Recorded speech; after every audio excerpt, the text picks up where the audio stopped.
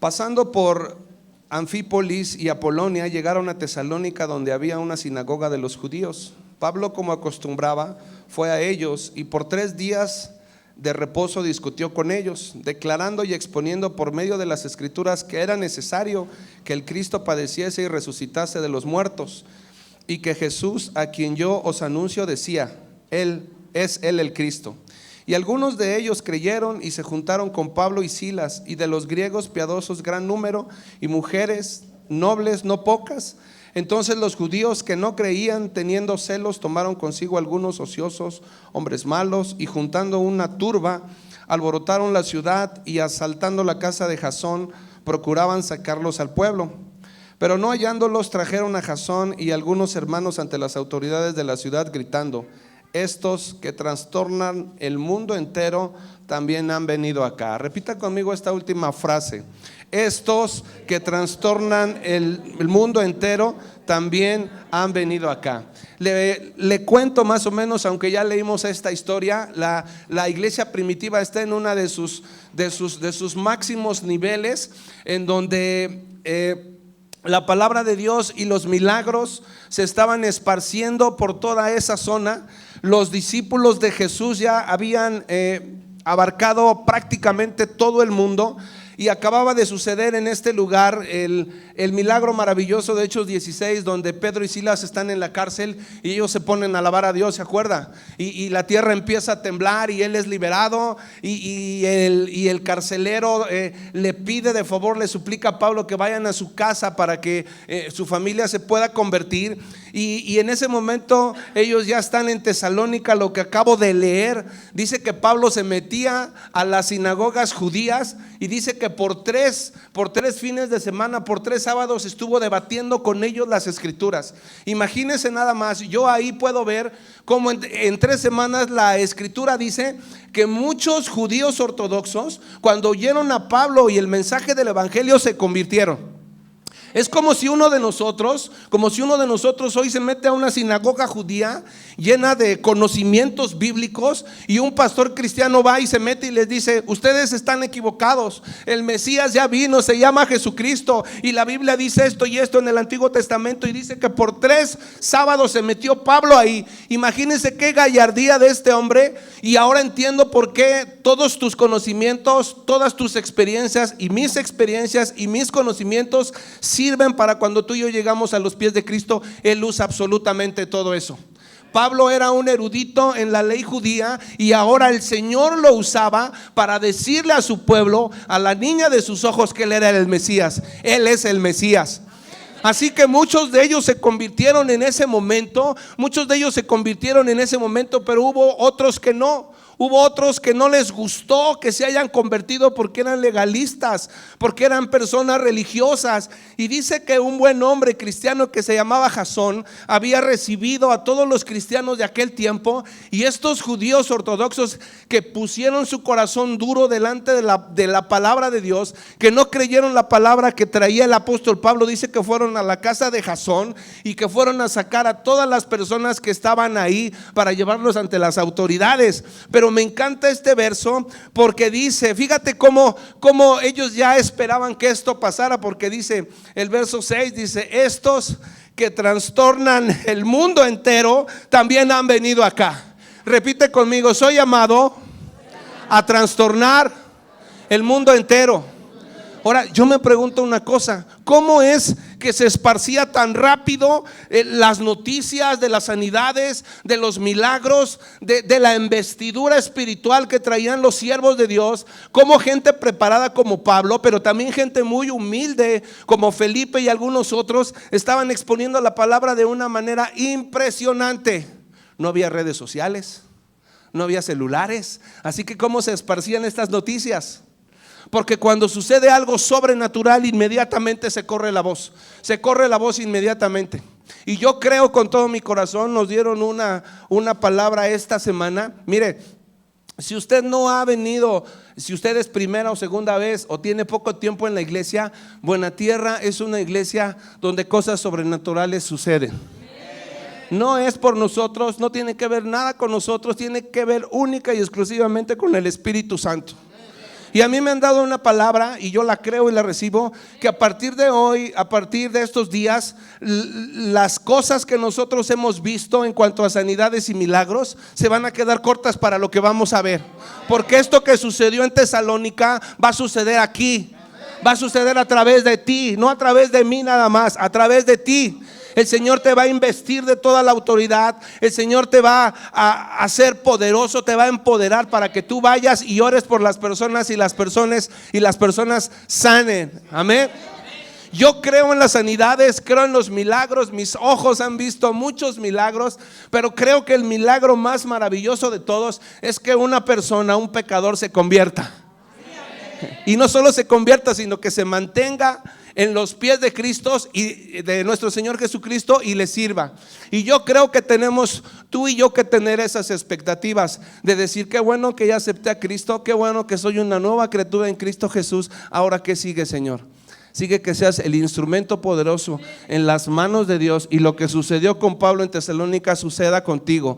Que tú seas ese agente que cuando llegues a un lugar te digan: ya llegó este que trastorna aquí la compañía, que nomás anda predique y predique. ¿Te acuerdas el jefe cómo era de grosero y de déspota con nosotros? Pues esta mujer, este hombre ya fue a platicar con él de su religión, porque así dicen, y ahora es un hombre muy amable, es un hombre, ya hasta nos aumentó el sueldo. Padre Santo, no sé qué tiene esta persona, pero anda trastornando el mundo. ¿Te acuerdas de aquel hombre que trataba bien feo a su esposa y los vecinos oían que le gritaba y la maldecía y todo? Pues ¿qué crees? Que ahora hasta le abre la puerta. ¿Y qué pasó? Pues es que está yendo a una iglesita ya que se llama Buena Tierra, y algo sucedió ahí, le trastornaron la cabeza, le hicieron coco wash, dicen algunos. Pero el único que puede hacer eso es el Señor Jesucristo. Amén. Y tenemos que tener esa plataforma, esa expectativa para lo que viene. Amén. Creo que el crecimiento más grande va a venir a través de este lado. Y yo creo en esta serie que estamos hablando sobre la unidad, sobre el poder de la unidad. Yo estaba imaginándome esta escena.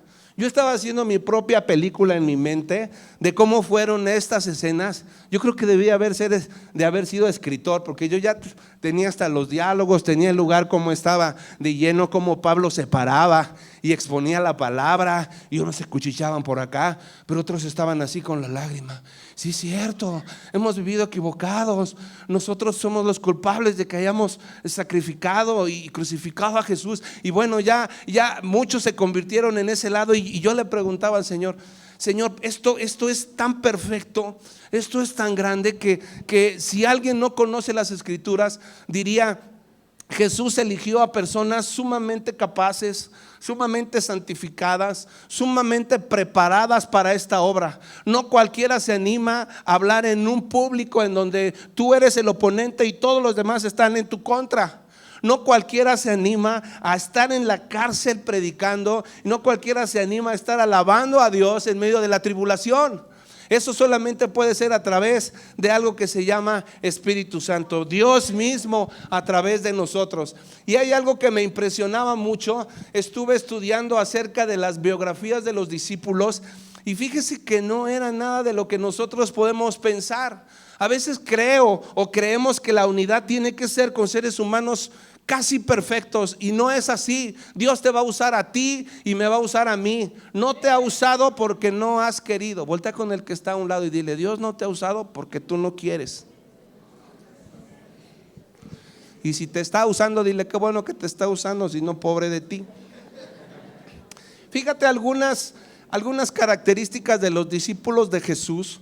4 eran pescadores: Pedro, Jacobo, Juan y Andrés eran pescadores. Era un oficio de lo más común y de lo más humilde en el pueblo de Dios. Mateo era cobrador de impuestos. Ahorita te voy a hablar un poquito más de él. Simón era un sicario. Tomás era el negativo de la banda. Todo le parecía mal, no creía nada, no creía absolutamente nada. Cuando Jesús va a resucitar a Lázaro y él se entera que van a regresar a Betania, este hombre dice, Tomás dice: bueno, pues si vamos a ir, vamos. Allá morimos junto con él. O sea, todo le veía malo, ¿no? A todo le veía, en vez de que dijera: vamos con Jesús, no pasa nada. Si ha hecho milagros, ni modo que nos va a pasar algo a nosotros. Pues vamos pues, órale. Diría en el lenguaje el chilango habla hoy. Vamos pues, órale, ya, ni modo, nos vamos a morir junto con él. Porque sabía que no lo querían. Pero fíjate lo importante que es que nosotros entendamos, porque a veces vemos a los discípulos y vemos a los protagonistas de la Biblia como alguien así como muy pipiris nice. Y la verdad es que eran hombres como tú y mujeres como tú y como yo. Pero antes de que continúe, cierra tus ojos y permíteme orar. Padre, en el nombre de Jesús, pongo este tiempo en tus manos, precioso y amoroso Espíritu Santo. Toma el control de esta reunión. Todo lo que esté en oposición a tu presencia, yo lo echo fuera en el nombre de Jesús. Señor, permite que los corazones de mis hermanos y mis hermanas en este lugar estén receptivos para la semilla que va a caer en nuestros corazones. Padre, yo me pongo detrás de la cruz para que tú puedas hablar, que tú puedas usarme. Gracias por el conocimiento que me diste esta semana, pero apelo, Señor, a tu Espíritu Santo para que lo sobrenatural venga hoy. Lo que no estaba estudiado, que tú lo digas, y que aún lo que estaba estudiado, Señor, que hoy no lo quieras decir, Señor, calla mis labios, Señor. El propósito es que mis hermanos salgan edificados con tu palabra, que es viva, eficaz y más cortante que toda espada de dos filos. En el nombre de Jesús, amén. Quiero que vayas, por favor, al origen. El origen, lo que leímos en Hechos 16 es la manifestación de algo que ya había sucedido años antes. Todo lo que tú estás viviendo hoy, bueno y malo, son cosas y decisiones que tú hiciste hace algunos años. No estás en una situación ahorita. Si alguien está enfermo, creo en la sanidad y el poder del Espíritu Santo, pero si alguien, por ejemplo, tiene diabetes, es muy seguro que no te hayas cuidado, que la Coca-Cola la hayas agarrado como agua fresca, ¿no? Y ahora estás padeciendo una situación como esta. Entonces todas las situaciones buenas y malas que nosotros podemos denominarlas así es porque en el pasado tomamos decisiones correctas e incorrectas. Amén. Ok. Entonces lo que estaba pasando en Hechos 17 era algo que había sucedido desde que nuestro Señor Jesucristo estuvo enseñando a sus discípulos. Jesús le dio el mejor discipulado a su gente. Con una vigencia de 3 años les estuvo dando un discipulado, no en un salón, lo estuvo dando en vivo y a todo color en las calles. Algo que no nos enseñan en los seminarios es eso, a salir y a experimentar lo que Jesús enseñó a sus discípulos. Y estos hombres que recibieron, por cierto, ya hoy empiezan los discipulados. Hoy empiezan los discipulados y te invito a que vengas y te instruyas en la palabra de Dios.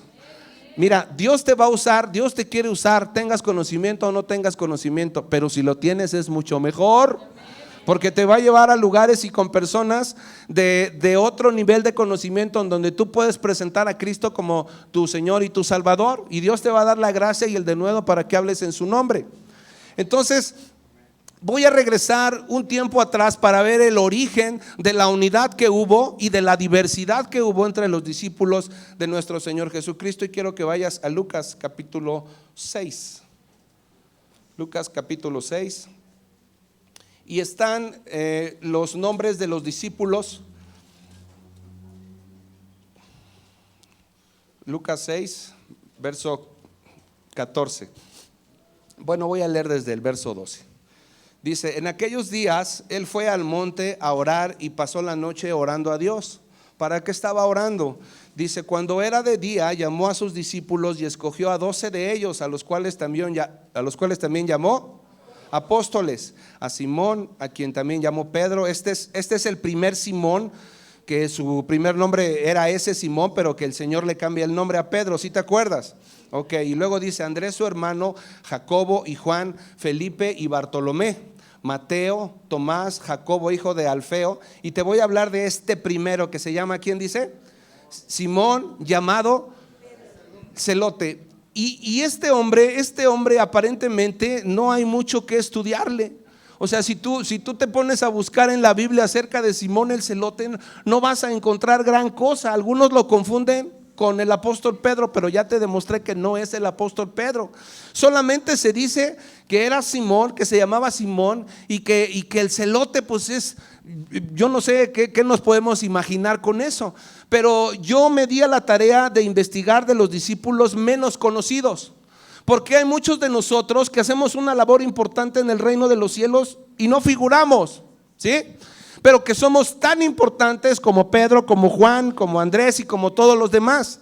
Entonces yo entré en una inquietud de saber qué hizo este hombre. Y para honra y gloria de Dios hay teólogos, hay mucho material que te puede instruir acerca de lo que era un celote. Un celote, cuando Jesús conoce a este hombre, era un hombre que vivía en rebelión contra el gobierno romano. Era un hombre que era un asesino, era un hombre que era un sicario. Ellos estaban muy celosos de sus tradiciones y cuando viene Roma y los conquista, a ellos les parecía un insulto tener que pagarle tributo a los romanos, porque ellos decían que solamente los tributos eran para Dios y que solamente Dios tenía que gobernar a su pueblo. Y era cierto, amén, sí era cierto. Ellos estaban cansados de la esclavitud, de venir de Egipto y de todas las historias, y ellos no les gustaba, pero hicieron su reta, hicieron su grupo y empezaron a juntarse violadores, asesinos, delincuentes, ¿qué te gusta más? Rateros, endeudados, y empezaron a reunirse y a decir: no está bien que nos estén gobernando los romanos, vamos a hacer algo. Y casi todos ellos tenían la particularidad que les habían metido un familiar a la cárcel. Que estaban de alguna manera resentidos con el gobierno romano porque les cobraban muchos impuestos. Y este hombre estaba indignado y se reunían en catacumbas, se reunían en lugares para hacer planes y matar a los romanos. Entonces, cuando ellos les gustaba lucirse, eran bien sátiros y sanguinarios, y les gustaba matar a los romanos en frente de toda la gente. Cuando había alguna festividad, hacían ciertos planes y se caracterizaban los celotes porque siempre traían una daga abajo de las túnicas. Siempre la traían ahí. Entonces hacían estrategias para asesinar a los soldados y a las autoridades romanas. Y cuando había alguna fiesta judía o romana, perdónenme, ellos se reunían y se ponían uno atrás, echaban aguas y sacaba uno el puñalito y le decía: ahorita no había micrófono ni nada, ni walkie talkie, pero con la mirada se hablaban entre ellos, y cuando era el momento oportuno le metían un dagazo. Y la navaja tenía curvatura, entonces generalmente siempre se la ponían atrás del corazón, y pues era una muerte inminente. Entonces huían y el ejército romano estaba de alguna manera espantado por lo que estaba pasando.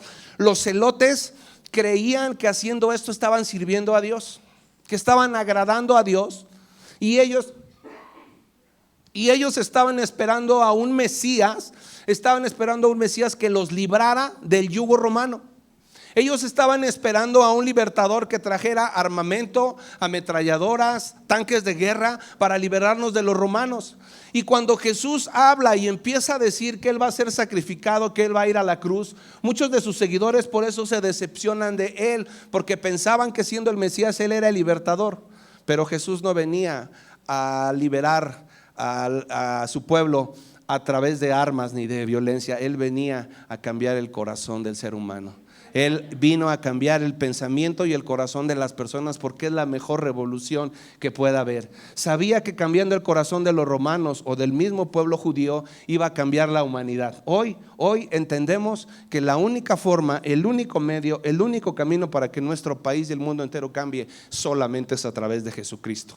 Por eso dijo atinadamente y con toda certeza: yo soy el camino y la verdad y la vida. Ninguna persona de ninguna otra religión tuvo el valor de decir estas palabras, solamente Él, porque Él es el único que es el camino, la verdad y la vida. Y estos cuates de los celotes eran así, más o menos, para que te des una idea, aunque no bajo las mismas proporciones, pero hace algunos años salió un ejército del subcomandante Marcos en Chiapas, ¿sí te acuerdas?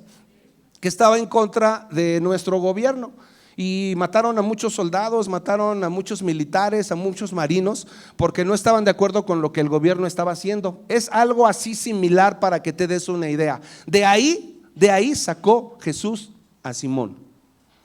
De ahí eligió Jesús a Simón para que le sirviera en el reino de los cielos. Fíjate nada más, no sé si me estás entendiendo, pero Jesús no ve capacidades, no ve conocimiento, solamente ve un corazón que está harto de vivir una vida vacía y miserable. Jesús lo único que ve es un corazón contrito y humillado que quiera decir: estoy harto de esto, necesito algo diferente. Dios, ¿dónde estás? Todos ellos tenían conocimiento de la Biblia, pero ellos querían hacer justicia por su propia mano. La Biblia dice, el Señor dice en Hebreos, dice: mía es la justicia, yo pagaré. Así que cualquier cosa que estés pasando, que estés anhelando vengarte de algo, de alguien, tranquilo, déjale la ira al Señor. Él arregla las cosas mucho mejor que de lo que tú y yo podamos hacer. Si tú y yo metemos la mano, lo único que vamos a hacer es entorpecer ¿cómo decirlo?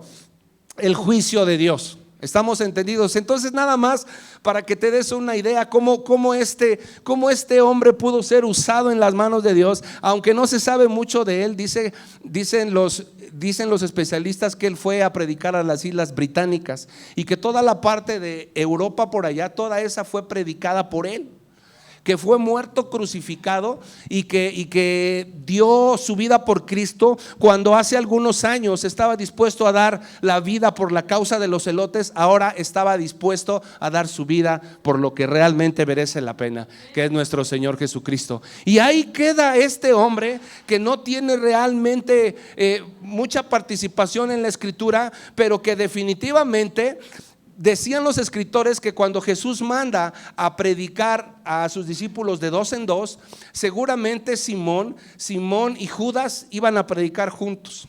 Es muy probable porque en la lista aparecen ellos dos juntos. Yo no sé si haya sido o no haya sido, pero también me quedo pensando una cosa: todos los discípulos sabían quién era quién. Él era pescador, él es fulano, se dedicaba a esto. Cuando dijo Jesús en Juan capítulo 13: uno de ustedes me va a traicionar, honestamente, ¿quién hubieras pensado que lo iba a traicionar? Claro, el celote, ¿no? Yo creo que todos los voltearon a ver. Lo sabía. Jesús, te equivocaste. ¿Cómo traes a un sicario? ¿Cómo traes a un sicario aquí? Lo sabía. Y no fue así. Fíjate cómo a veces las apariencias engañan. Jesús nunca se equivoca. Y si te llamó hoy, si estás sentado aquí, es porque tienes un propósito del cielo. Salmo 139 verso 16, si me lo puedes poner por favor, habla precisamente de eso. Y si no estás moviéndote en el propósito de Dios, entonces habría que preguntarte por qué. Fíjate lo que dice David en este salmo: mi embrión vieron tus ojos, y en tu libro estaban escritas todas aquellas cosas que fueron luego formadas, sin faltar una de ellas. ¿Fuiste llamado? Levanta tu mano. ¿Fuiste llamado? Ok. Tienes un propósito en el reino de los cielos. No importa a qué te dedicaste antes, porque hay muchos de nosotros que creemos que nuestro pasado nos condena a no servir a Dios. Y si te estoy hablando de un sicario, haz de cuenta que ahorita tendríamos sentado aquí al Chapo Guzmán. ¿Qué sentirías? Sí, porque no creo que haya dicho: ay, gloria a Dios que esté el Chapo Guzmán aquí, gloria a Dios, aleluya. Y que él encabezara una caravana para ir a predicar, y que yo te dijera: ¿quién se quiere ir con el Chapo a predicar a Ocotepec? ¿Quién levantaría la mano? Hijos de mi vida, ya salió uno siquiera, un valiente, gloria a Dios. Y el Jera también, pues él lo trajo. Amén, gloria a Dios. Entonces quiero que entiendas una cosa: cuando el Señor te llama, te salva, tu nombre está escrito en el libro de la vida, tienes una participación bien importante en el reino de los cielos. Ok, vamos a ir con otro. Solamente voy a hablar de dos, porque del que te voy a hablar es totalmente lo contrario. Bueno, eran casi como el ajo y el aceite. Quiero que vayas conmigo a Lucas 5. Lucas 5, 27 y 28. ¿Ya estás ahí? Fíjate, dice: Después de estas cosas salió y vio a un publicano llamado Leví, era su primer nombre de Mateo, sentado al banco de los tributos, y le dijo: sígueme. Y fíjate lo que dice el verso 28: y dejándolo todo, se levantó y le siguió. Solamente había una cosa para Simón, para el anterior personaje, solamente había una cosa para Simón peor que un romano. Y esa cosa era que un propio judío le trabajara a los romanos. ¿Sí me entiendes? Mateo, o llamado Leví aquí, era un judío ortodoxo que iba a la iglesia, pero un día la ambición le vino a la cabeza y dijo: ¿qué hago para ganar más dinero? Y los del ejército romano estaban haciendo una convocatoria acerca de quién quería trabajar para ellos cobrando impuestos. Entonces, para el pueblo judío, tener a un compañero, a un hermano que está sirviéndole al enemigo era mucho peor. Si Simón y Mateo se hubieran conocido unos años antes, lo hubiera matado sin ningún problema. Lo hubiera matado solito, sin ninguna estrategia y sin nada. Para que más o menos me entiendas es esto. Haz de cuenta, Dios no lo permita nunca, pero haz de cuenta que los Estados Unidos vienen y nos conquistan, por decir algo. Y un día llega el Javis con el pelo güero. Ya te lo imaginaste, ¿verdad? Y ya te llega hablando así como en inglés, ¿no? Y va y te toca a tu casa y te dice: Mr. Victor, I need your taxes. Ándale. Te empieza a cobrar los impuestos ahí, ¿no? Y si no me los pagas, voy a traer a mis cuates, los gringos, y te vamos a meter a la cárcel. ¿Cómo te sentirías con él? Traicionado, por supuesto. Ellos eran considerados como traidores a la patria. No los dejaban entrar al templo. Cuando los veían en la calle, a los cobradores de impuestos o a los publicanos, mejor conocidos por este nombre, los despreciaban, los escupían, porque bien se lo merecían de acuerdo a los estándares de vida moral que tenía el pueblo judío. Y sigo leyendo porque algo sucedió bien importante. Y le dijo: sígueme. Y Mateo inmediatamente. Yo, por ejemplo, yo me comparo con Mateo, y a mí cuando el Señor me llamó a ser pastor, dije: sí, Señor, nada más déjame orarlo, dame un año. El Señor dijo: ay, hijo, con este cuate, un año yo me tardé orando con mi familia para ver si aceptábamos el llamado a ser pastor. Y este cuate luego dijo: vámonos, Señor. Dejó todo, porque ganaban muy buen dinero, lo dejó absolutamente todo y lo siguió. Algo maravilloso debió haber tenido la mirada de Jesús, que lo llamó y lo vio, le dijo: sígueme. Y se paró Mateo inmediatamente. Qué maravilla es cuando tienes un encuentro personal con el Maestro y te das cuenta que tu vida pasada ha sido infructuosa, vacía y que no tiene ningún sentido. Pero la mirada de ese hombre era cautivante, era atrayente, era maravillosa, que Mateo se paró y dijo: no me importa nada del dinero que yo había ganado, no me importa nada, este hombre tiene algo y yo lo voy a seguir a donde quiera que vaya. Y lo sigue, y es uno de los que escribe precisamente Mateo, es escrito por él. Pero no solamente Mateo se conforma con seguirlo, fíjate acto seguido lo que hace. Dice el 28: y dejándolo todo, se levantó y le siguió. Dice el verso 29: y Leví hizo un gran banquete en su casa, y había mucha compañía de publicanos y de otros que estaban a la mesa con ellos. ¿Qué hizo Mateo? Inmediatamente dijo: esto merece hacer una fiesta. O sea, que Jesús me haya llamado a mí, esto merece una fiesta. Vamos a hacer una pachanga, no sé cuánto tenga. Señor, ni modo, perdóname, son unas monedas que le quité a tu pueblo, pero vale la pena, ¿no? Vamos a contratar al hermano Isma, que se haga aquí un buffet bien padre, y vamos a comer bien rico, porque va a venir Jesús a mi casa. Y seguramente, aunque la Biblia no lo dice, Jesús le ha de haber dicho, Mateo le ha de haber dicho a Jesús: oye, Señor, fíjate que me gustaría honrarte, y ¿cómo ves? Mira, yo sé que nos acabamos de conocer y que no hay mucho, no hay un buen trato, pero me encantaría que fueras a mi casa. Y le dijo Jesús: va, ¿cuándo y a qué horas? No, pues el sabadito después de la oración nos vamos para allá, Señor. No es cierto. Pero van y le hace un banquete, o sea, no era una fiesta cualquiera. Y la casa se llenó, ¿de quién crees? ¿De judíos? Sí y no. ¿Cuáles eran las amistades que tenía Mateo? Eran puros publicanos. Los publicanos estaban al mismo nivel que los leprosos y las prostitutas. O sea, Mateo no tenía ningún vínculo social con nadie, era despreciado, era odiado. Y con las únicas personas con las que tenía amistad eran con los de su misma calaña. Entonces llena la casa de publicanos, de prostitutas, de leprosos, de rateros, de asesinos, y Jesús acepta ir. ¿Sí estamos entendiendo? Entonces cuando Jesús hace este llamado y algunos judíos se cuelan ahí, fíjate lo que sucede, el verso 30. Y los escribas y los fariseos murmuraban contra los discípulos diciendo: ¿por qué coméis y bebéis? ¿Qué dice? Con publicanos y pecadores. Y fíjate la respuesta del maestro. Respondiendo Jesús les dijo: los que están sanos no tienen necesidad de médicos, sino los enfermos. No he venido a llamar a justos, sino a pecadores al arrepentimiento. Y a veces tú y yo creemos que ya somos salvos nosotros y nos envolvemos en una burbuja de santidad y no queremos tener trato con nadie. ¿Sabes? Cuando Jesús estaba pensando en ti y en todos, Él ya estaba pensando en los pecadores que tú vas a traer a los pies de Cristo. Porque de esto se trata. A Jesús le encantó y dijo: sale, ya aceptaste mi llamado, gloria a Dios, voy a salvar a todos los que están ahí. A los rechazados, a los que nadie quiere, a esos vine yo.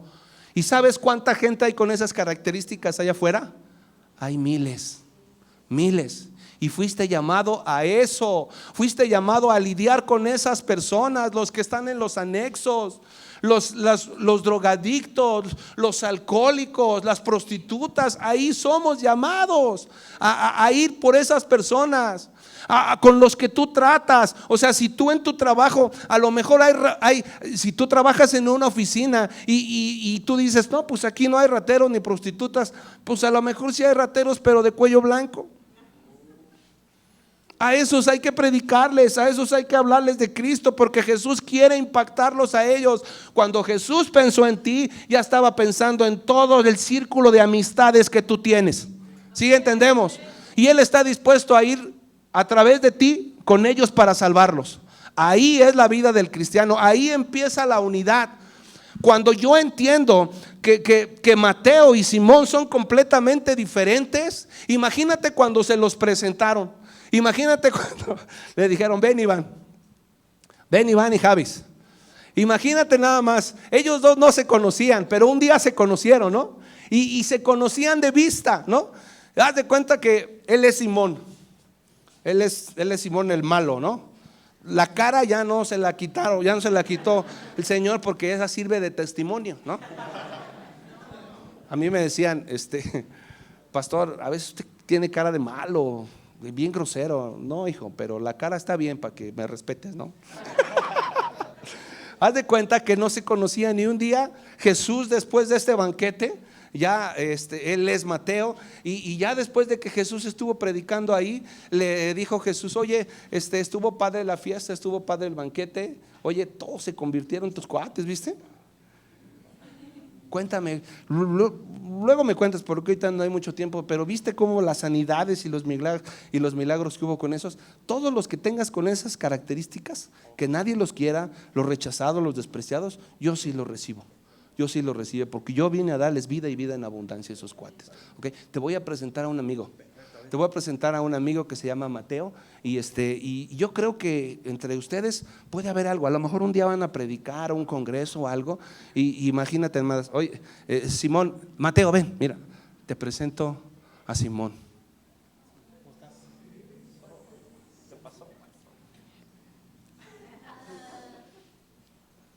Son igualitos.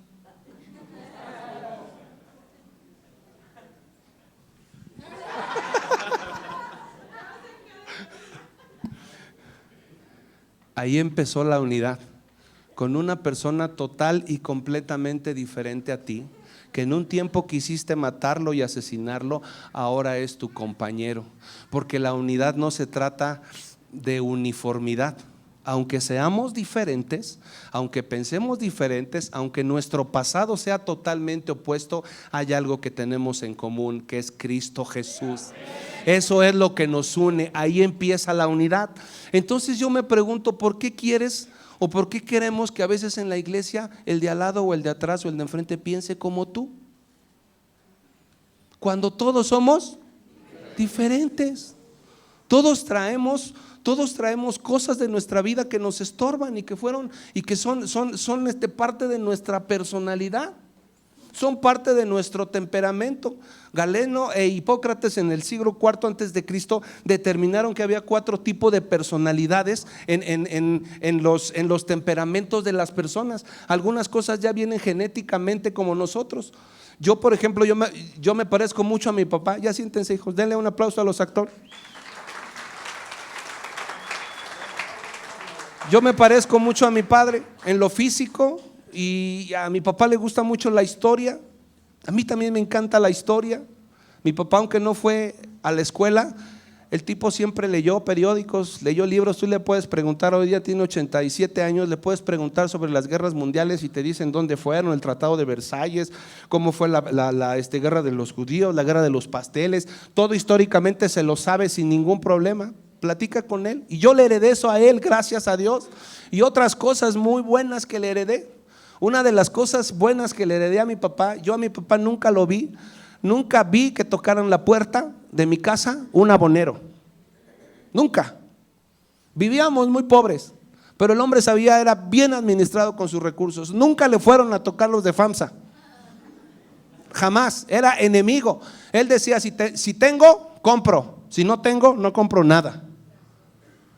Y wow, en eso me parezco un poco a él, aunque a veces fallo, pero me parezco un poco a él. Entonces hay algunas cosas que traemos nosotros genéticamente de nuestros padres, y hay algunas otras cosas que el medio ambiente que nos rodea nos forma ese temperamento. Pero ellos dos eran totalmente opuestos. Ya te demostré con la Biblia que eran totalmente opuestos. ¿Ok? Entonces quiero que vayas conmigo a Lucas. Seguimos leyendo ahora el verso 32. Dice, no he venido a llamar justos, sino a pecadores al arrepentimiento. No, perdóname, es Lucas 18, verso 9. Lucas 18, verso 9. Estamos un poquito más adelante ahí nada más.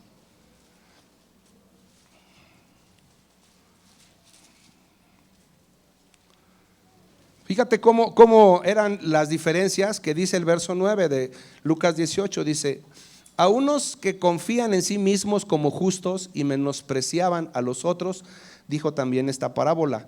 2 hombres subieron al templo a orar. Uno era fariseo y el otro era ¿qué? Publicano. El fariseo, puesto en pie, oraba consigo mismo de esta manera: Dios, te doy gracias porque no soy como los otros hombres, ladrones, injustos, adúlteros, ni aún como este publicano. Los dos estaban más o menos cerca. Dice, más el publicano estando, ¿qué dice? Así dice, ayuno 2 veces a la semana, doy diezmos de todo lo que gano. Dice, más el publicano estando, él no se podía acercar, no era bienvenido en el templo, estaba de muy lejos. Dice, más el publicano estando lejos, no quería ni aún alzar los ojos al cielo, sino que se golpeaba el pecho diciendo, Dios, sé propicio a mí pecador. ¿Me puedes poner ese verso en NBI, por favor? Para que podamos entender un poquito más cómo estaba el corazón de este publicano, igual que lo tenía el de Mateo. Dice, en cambio, ¿sí es ese? Dice, el recaudador de impuestos, que se había quedado a cierta distancia, ni siquiera se atrevía a alzar la vista al cielo, sino que se golpeaba el pecho y decía, oh Dios, ten compasión de mí, que soy pecador. Fíjate lo que piensa Jesús acerca de estos 2 tipos de personas. Un tipo de persona es la que dice, yo estoy bien en mi vida, yo no tengo ningún problema con nada ni con nadie. Es más, hace mucho tiempo que la palabra que da el pastor, no pasa nada en mi espíritu, porque yo estoy muy bien.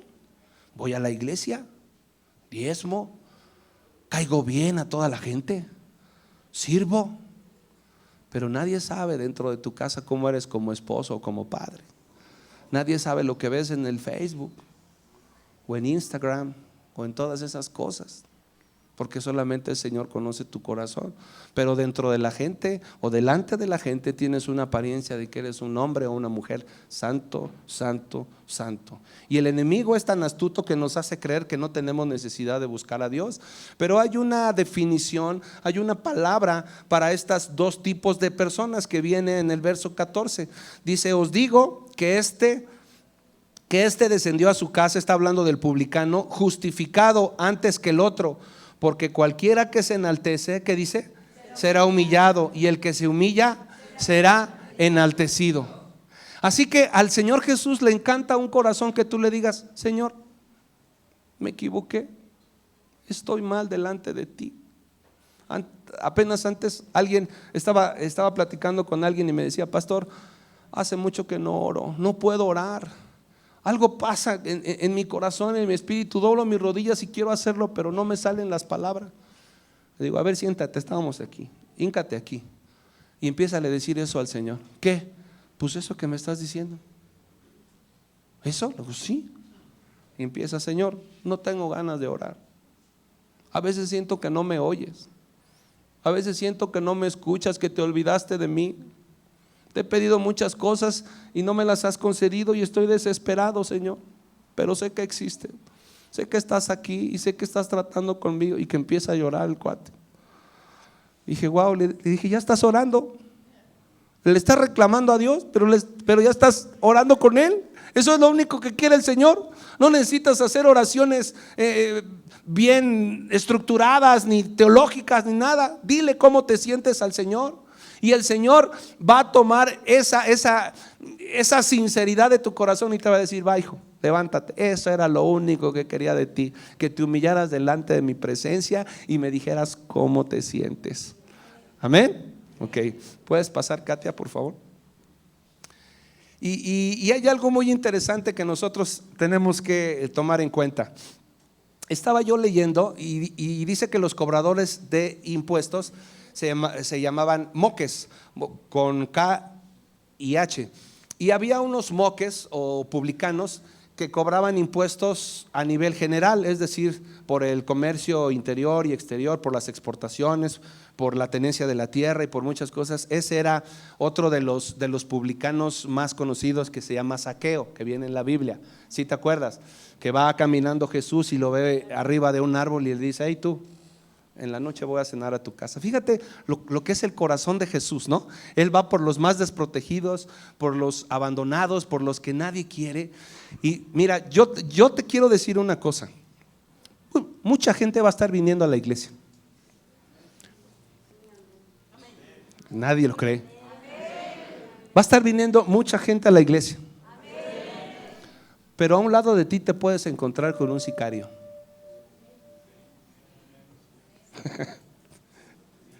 La pregunta es cómo vas a reaccionar. O alguien que huela feo, o alcohol. Mira, yo cuando viene un borrachito aquí, luego cuando están borrachitos se vuelven bien espirituales, ¿no? Se vuelven bien espirituales, ¿no?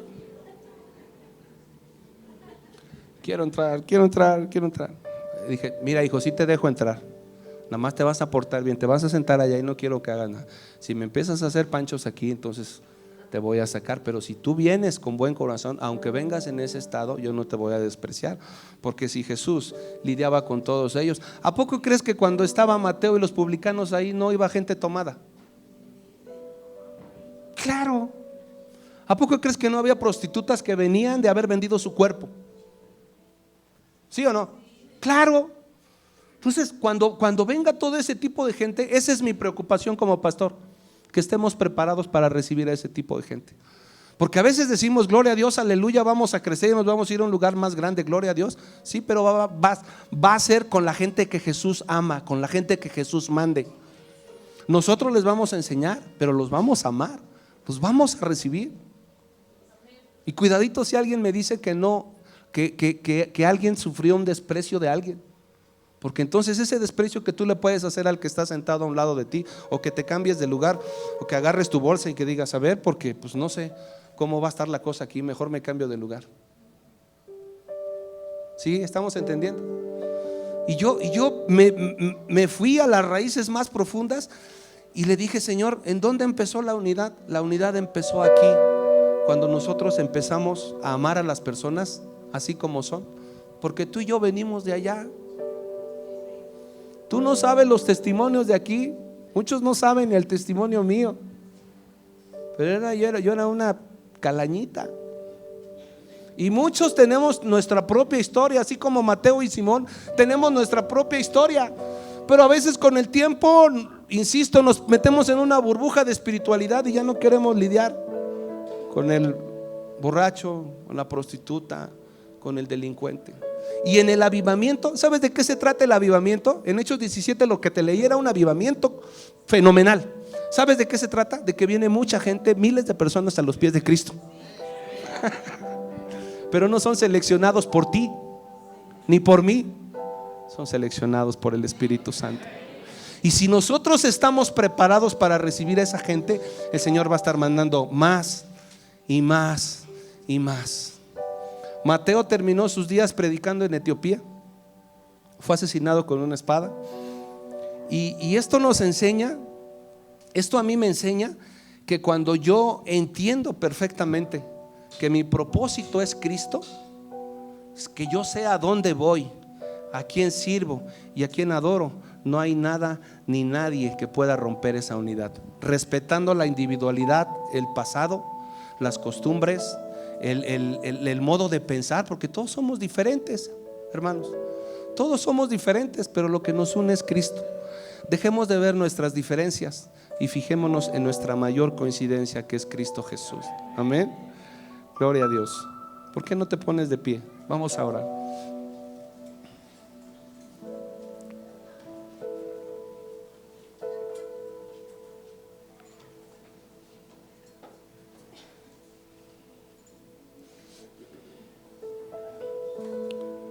Padre, en el nombre de Jesús, hoy te doy gracias por este tiempo que nos has dado.